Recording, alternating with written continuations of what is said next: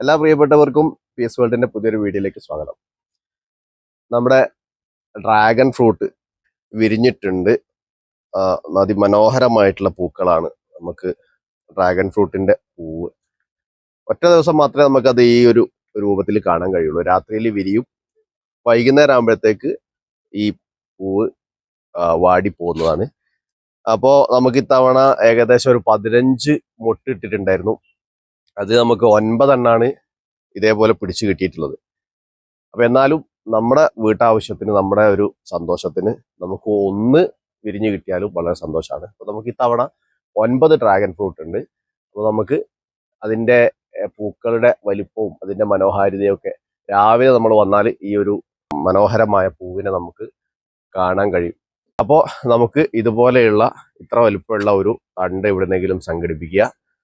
വാങ്ങുകയാണെങ്കിൽ വാങ്ങുക, അല്ലെങ്കിൽ അല്ലാത്ത എവിടെന്നെങ്കിലും തണ്ട് സംഘടിപ്പിച്ച് നമ്മുടെ വീട്ടിൽ ടെറസിന്റെ മുകളിലോ അതല്ലെങ്കിൽ മറ്റു ബക്കറ്റിലോ മറ്റു സ്ഥലത്തോ ഒക്കെ ആയിട്ട് നട്ടാൽ നമുക്ക് ഇതേപോലെയുള്ള ഒരു സന്തോഷം നമ്മുടെ വീട്ടിലും നമുക്ക് വളർത്തിയെടുക്കാൻ കഴിയും. അപ്പം എല്ലാവരും ഇത്തരം പഴവർഗ്ഗങ്ങളുടെ ചെടികളൊക്കെ നട്ട് വീട്ടിൽ പിടിപ്പിക്കുക.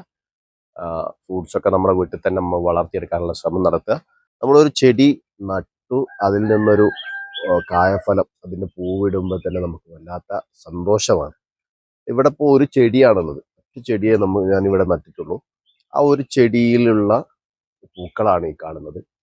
ആ ഒരു ചെടിയിൽ അതിമനോഹരമായിട്ടുള്ള വലിയ പൂക്കൾ, വെളുത്ത പൂക്കളാണ്.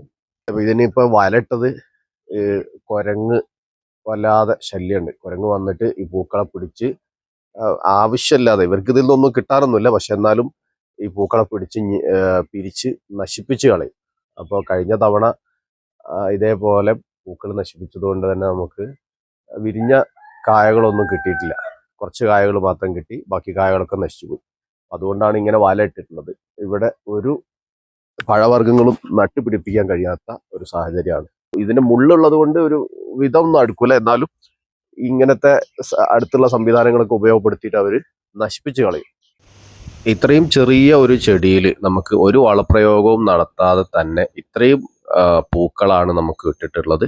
ഇത്തവണ നമുക്ക് ഈ 15 പൂക്കൾ വിരിഞ്ഞിട്ടുണ്ടെങ്കിലും ഏകദേശം 9 പൂക്കൾ നമുക്കിവിടെ കായയായിട്ട് വന്നിട്ടുണ്ട്.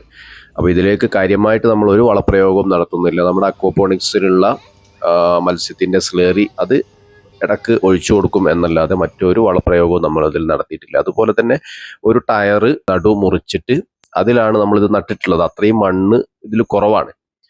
അപ്പോൾ അത്രയും മണ്ണ് കുറവും അതുപോലെ തന്നെ വളപ്രയോഗം കുറവും ഒക്കെ ആയിട്ടും നമുക്ക് ഈ ഒരു ചെടിയിൽ നിന്ന് ഇത്രയും കായ, നമ്മുടെ ഒരു വീട്ടാവശ്യത്തിനുള്ള ഇത്രയും കായ നമുക്ക് അതിൽ നിന്ന് കിട്ടുമ്പോൾ നമുക്ക് മാനസികമായിട്ടുള്ള ഒരു സന്തോഷവും അതോടൊപ്പം തന്നെ കീടനാശിനി പ്രയോഗങ്ങളൊന്നും ഇല്ലാത്ത നല്ല പഴവും നമ്മുടെ വീട്ടിൽ തന്നെ നമുക്ക് അതുപോലെ തന്നെ വളർത്തിയെടുത്തിട്ട് നമുക്കത് ഉപയോഗപ്പെടുത്താൻ പറ്റും. അപ്പം നമ്മുടെ വീട്ടിൽ നമ്മൾ എവിടെ നിന്നെങ്കിലുമൊക്കെ ഒരു ചെറിയ തൈ സംഘടിപ്പിച്ച് ഒരു ഫലം നമ്മുടെ വീട്ടിൽ തന്നെ വളർത്തിയെടുക്കാനുള്ള ശ്രമം എല്ലാവരും നടത്തുക. എൻ്റെ ഈ ഒരു വീഡിയോ നിങ്ങൾക്ക് പ്രചോദനമായിട്ടുണ്ടെങ്കിൽ തീർച്ചയായും നിങ്ങൾ മറ്റുള്ളവരിലേക്ക് കൂടി ഇതൊന്ന് ഷെയർ ചെയ്തു കൊടുക്കുക. ഓരോരുത്തരും അവരവരുടെ വീട്ടിൽ ഇത്തരം പഴച്ചെടികളൊക്കെ വളർത്തി തന്നെ ഏറ്റവും നല്ല പഴവർഗ്ഗങ്ങൾ കഴിക്കുന്നതിനും കൂടി ഉപകാരപ്രദമാവട്ടെ. എല്ലാവർക്കും മറ്റൊരു വീഡിയോയുമായി വരുന്നതുവരെ നന്ദി.